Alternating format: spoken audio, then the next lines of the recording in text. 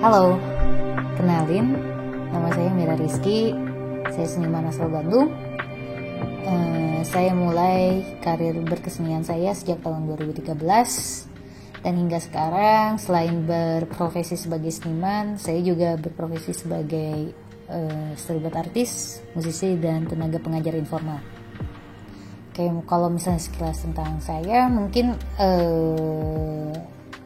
sejak saya memulai karir berkesenian saya memang memiliki ketertarikan untuk mengeksplorasi medium bunyi, baik dalam bentuk formal maupun konseptual, atau bahkan dari bagaimana proses bunyi itu terjadi hingga bagaimana dia berinteraksi dengan manusia beserta lingkungannya gitu.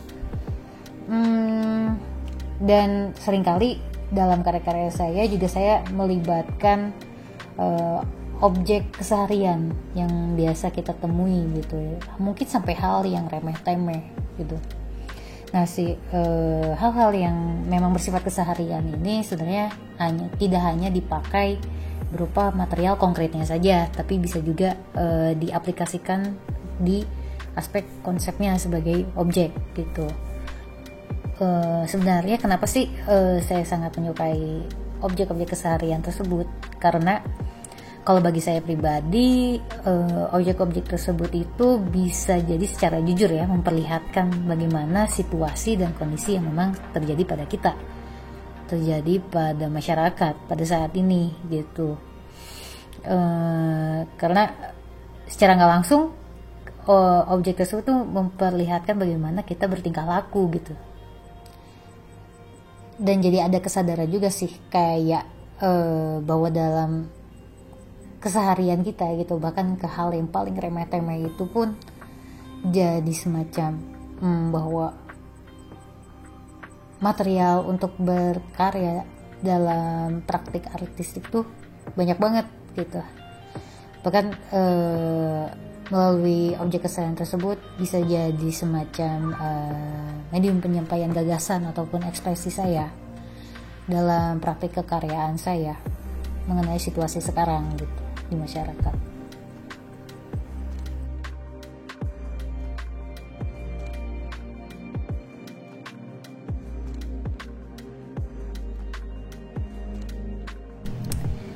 Yang saya tampilkan dalam pameran ini adalah karya berjudul White Page 2.0 yang sebenarnya adalah versi kedua dari White Page yang pertama. Jadi pada dasarnya White Page adalah sebuah halaman putih, polos, blank, tanpa ada elemen visual apapun di dalamnya. Yang memang saya sengaja jadikan sebuah kebalikan dari halaman website pada umumnya, yang di dalamnya tuh biasanya suka ada unsur visual, baik itu berupa bentuk gitu, atau warna, atau teks. Nah, kalau misalnya untuk di White Page ini, elemen visual yang merupakan instruksi untuk user itu digantikan oleh elemen audio. Jadi dalam White Page ini memang dia tidak ada petunjuk yang memang terlihat oleh mata, tapi di dalamnya adalah terdapat banyak sumber-sumber bunyi, sumber-sumber suara yang sudah saya konfigurasikan di dalamnya untuk bisa dijadikan sebuah komposisi. Nah, di dalam White Page ini terdapat 25 sumber bunyi, dan bunyi-bunyi tersebut tuh berbeda satu sama lainnya. Bunyi-bunyi ini diambil dari lingkungan sekitar saya, tempat kerja saya sekarang, yang memang kesehariannya tuh ya saya bekerja di rumah karena saya sebagai karyawan remote gitu. Dan semua bunyi tersebut saya pilah, lalu saya konfigurasikan ke dalam halaman putih tersebut, dan saya komposisikan untuk pengaturan kedalaman dari komposisinya. Dari 25 bunyi tersebut saya komposisikan beberapa bunyi untuk terdengar seperti cukup jauh, ada beberapa bunyi yang memang terdengar sangat dekat, atau mungkin bunyi yang memang sangat halus gitu. Pengaturan bunyi tersebut juga sebenarnya berdasarkan dari apa yang memang paling sering saya temui atau saya alami gitu. Seperti paling mudah adalah tadi bunyi suara bunyi ponsel gitu, itu sering banget dialami, atau mungkin bunyi keyboard komputer, atau mungkin bunyi dari kipas laptop ini sendiri gitu. Bahkan sampai ke bunyi yang mungkin yang paling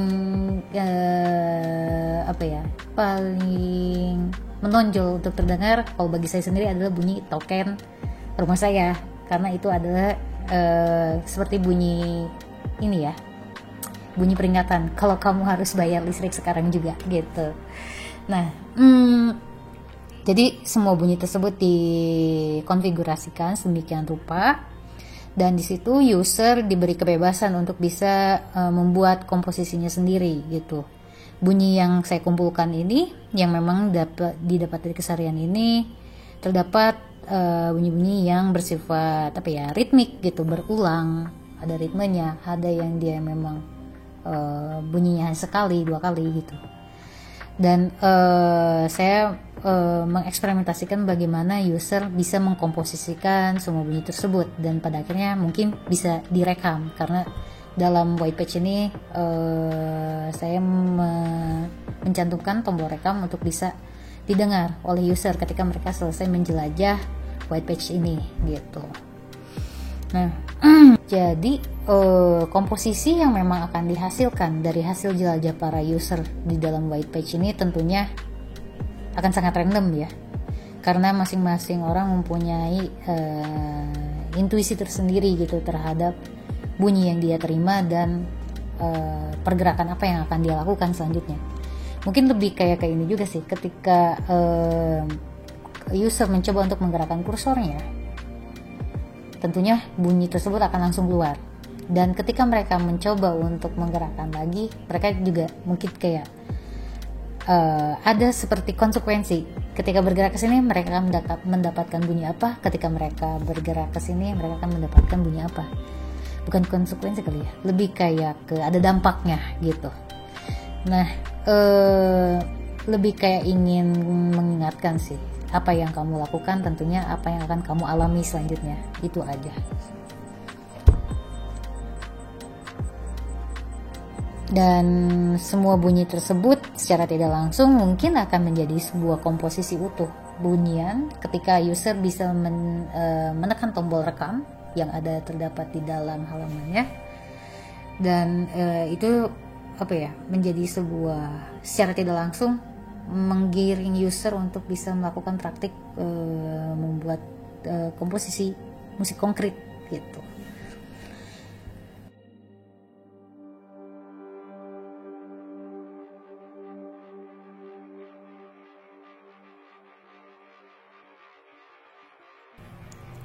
Seperti yang saya katakan sebelumnya, White Page 2.0 ini merupakan versi kedua dari White Page yang pertama.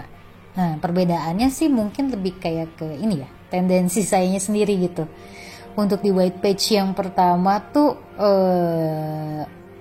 sebenarnya bertujuan untuk mengeksperimentasikan bagaimana user dapat menerima instruksi pada sebuah halaman website yang memang tidak ada elemen visualnya sama sekali.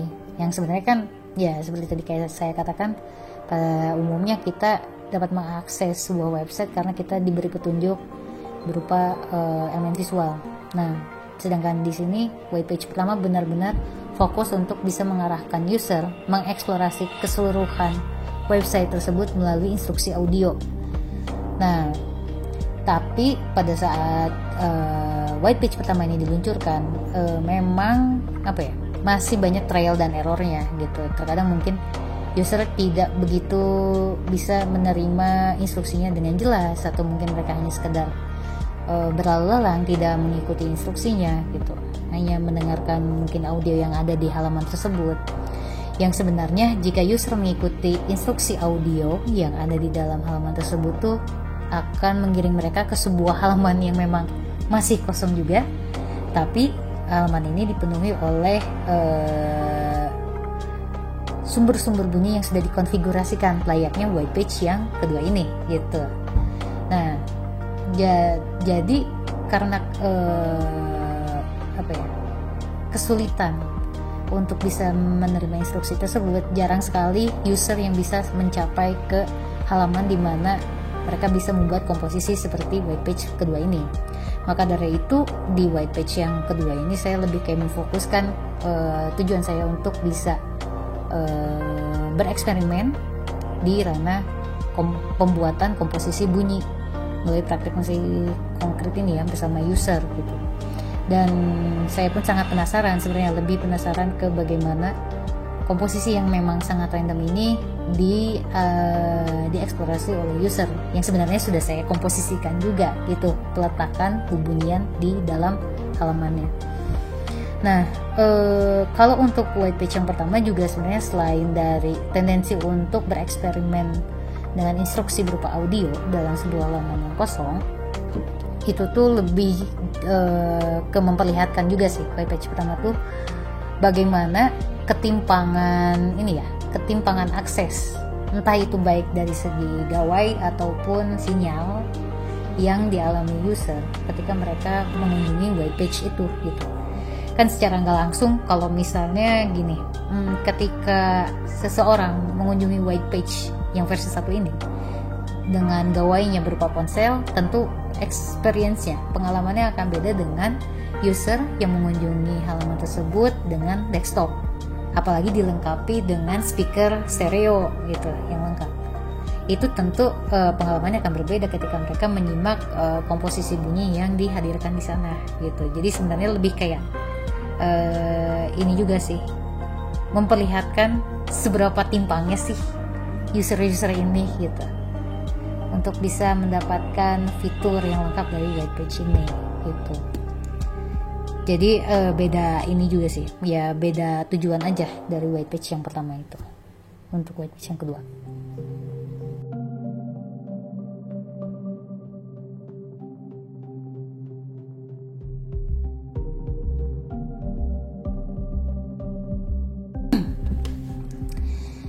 Kenapa pengunjung diminta berpartisipasi? Ya karena untuk bisa mencapai tujuan saya untuk bisa menghasilkan komposisi bunyi bersama dengan user dari konfigurasi yang sudah saya terapkan dalam halaman tersebut gitu. Secara tidak langsung sih saya membuat karya bersama dengan user di sini. Karya ini membuat karya lagi bagi mereka yang mengakses di halaman ini. Sebenarnya lebih ke mengangkat soal partisipasi dengan usernya itu sih gitu. Jadi ya mungkin nggak hanya sekedar memancing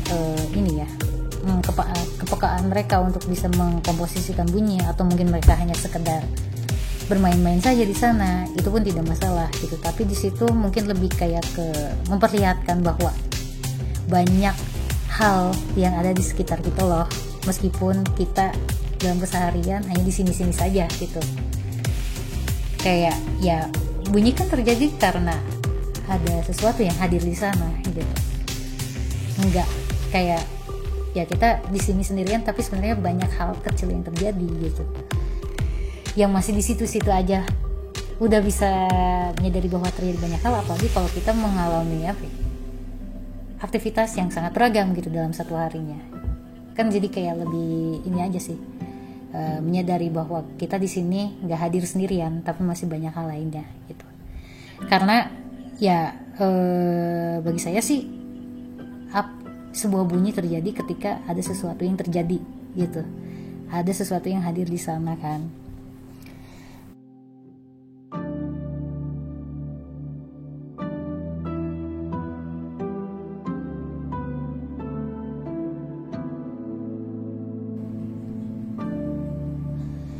Oke, kaitan antara isolasi dan bunyi ya.